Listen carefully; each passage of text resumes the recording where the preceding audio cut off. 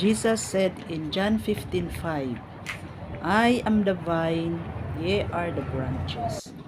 He that abideth in me, and I in him, the same bringeth forth much fruit. For without me ye can do nothing. John 15 verse 5. It means to say that we need to cling to the vine. As a believer in Christ, we need to hold on to our Lord and Savior Jesus Christ and to His Word. We get our nourishment from the vine, and that is our Lord and Savior Jesus Christ. Apart from Him, we cannot do anything.